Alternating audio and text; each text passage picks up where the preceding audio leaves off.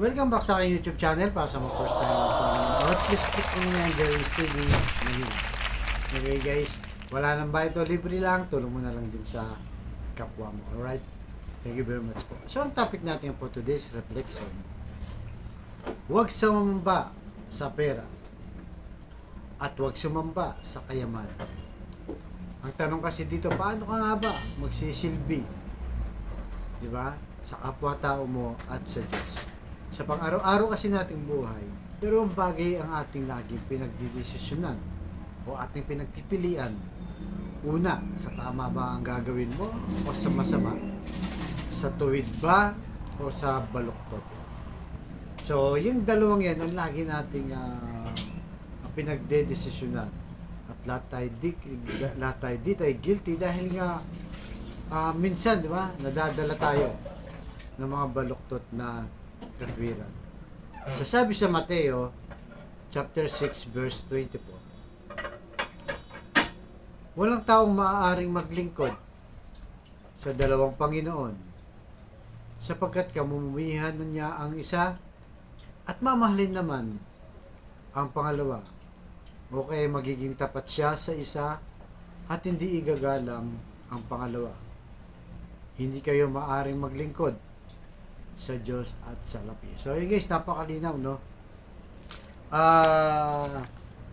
Hindi tayo pwedeng magpasya. Kailangan meron tayong dinidesisyonan na kung saan lang. At ang paalala sa atin dito o reminder sa atin ay dapat huwag sambahin yung pera. O ibig sabihin, ang Diyos ang ating sambahin, hindi yung pera, di ba? So ngayon makita kasi natin sa social media, di ba? Yung mga achievement nila, di ba? Yung mga travel nila, yung mga luxury bag, mga luxury car. So pag nakita mo yun, parang napipressure ka na. Kaya kung halimbawa yung estado mo ay hindi naman gano'n na kaganda o kataas, yung iba gumagawa pa ng hindi maganda para lang maabot o makisabay sa mga bagay na hindi mo naman talaga kaya, di ba? So, isa lang talaga dapat ang ating sambahin. Wala nang iba kundi ang Diyos. Sapagkat ang pera, salapi, kayamanan na hindi natin pwede ang sandalan. Di ba? May time. Halimbawa, kahit negosyante ka, di ba? Nakasandal ka sa pera mo dahil malaking pera, lalo na kung malaking negosyo mo. Dumating ang yung mga problema. Halimbawa, kalamidad, o nasunugan ka, di ba? O na-bankrupt ka. So, paano ka ngayon pag nawala na yun? Di ba? So, walang kasiguruhan. Hindi kagaya sa Diyos, di ba? Talagang sigurado tayo kung doon tayo pipili.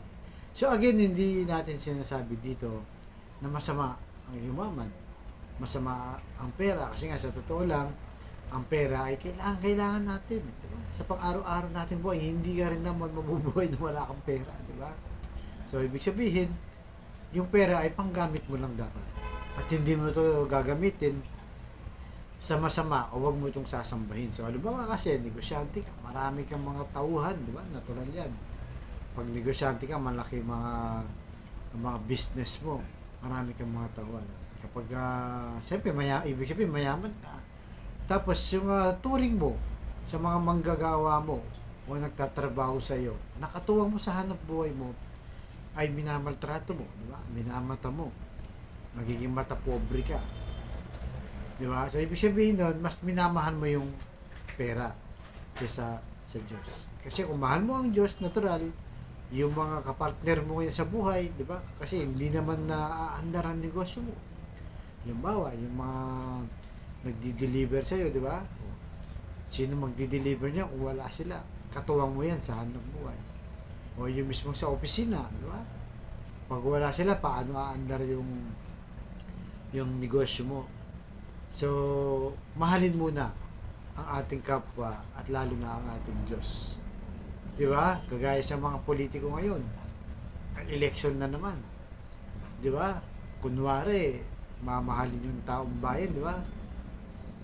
May malasakit, sasabihin nila na para ito. sa bayan, di ba? Gusto namin tumulong.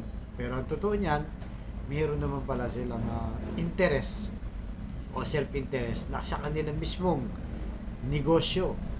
Di ba? Pag nakapasok na sila at nakaposisyon na sa kanilang pwesto, yun na guys, gagamitin na nila kanilang posisyon para sa kanilang sariling interest. O ibig sabihin, minamahal na nila ang pera, kayamanan at o ang salapi, di ba? So, hindi natin pwedeng kapitan yan. Na kahit na ano pa mang uri, di ba? Nagagamit lang natin yan. Yung pera na yan, pero hindi mo pwedeng kapitan yan. Lalo pa, di ba? Kung mahina ka na, paano yan? Kahit sabihin mo nga, ikaw may-ari pa ng ospital, o kahit doktor ka, di ba? Nagkakasakit pa rin. Hindi kagaya ng Diyos na hindi umihina. Laging malakas kasi nga siya yung Alpha at Omega, siya noon, ngayon at bukas, na kailangan nating sandalan. Na kailanman hindi siya nangihina at laging nandyan para sa atin. Kaya malinaw po, di ba? Na huwag nating sambahin ng pera, bagamat kailangan natin yan, pero lagi nating iisipin na ginagamit natin ito para sa kabutihan ng Diyos. Tutulong ka sa kapwa mo, di ba? Yung mga nangangailangan, lalo ng mga kamag-anak mo na lumalapit sa iyo. So yun po ang dapat nating gawin. Para yung pagsamba sa Diyos ay tunay, hindi sa pagsamba sa salapi. Kaya sa kapatid natin na nanonood sa aking vlog na may matinding karamdaman, problema sa pamilya at problema rin sa financial, sabayin mo kasi napakasimpleng dasal na kung ikay maniwala, ikay magtiwala sa ating Panginoong Yesus, ay tsak yun, ipagkakaloob sa iyo ano man ang kahilingan sa kanyang pangalan. So tayo manalangin. Lord, i-bless na po ang kapatid namin na nanonood sa aking vlog na malubha na po ang karamdaman, stage 4 cancer na po, tinaningan na po ang kanyang mukha. Ipuhin niyo po naman yung mapagpagaling na kamay, haplusin niyo po, tanggalin niyo po ang kanyang karamdaman. Alam naman po namin na walang imposible sa iyo kung iyong loloobin. Ganun din po sa pamilyang nasisira na o nagkawatak-watak dahil sa hindi pagkakaunawaan. Ipuhin niyo po ang kanilang puso na maging mapagkumbaba, makatao, at mapagpatawad sa kanilang pamilya. Tibalik po ang kanilang magandang samahan kung bigkis-bigkis niyo po. Ganun din po, Lord, sa financial, na kailangan po namin lahat, lalo na mga kapatid namin walang-wala. Ultimong pambili ng 1 kilo ng bigas, Lord. Iniisip pa, pambaon ng mga bata. Iniisip nila kung paano pa itatawid ang buong maghapon.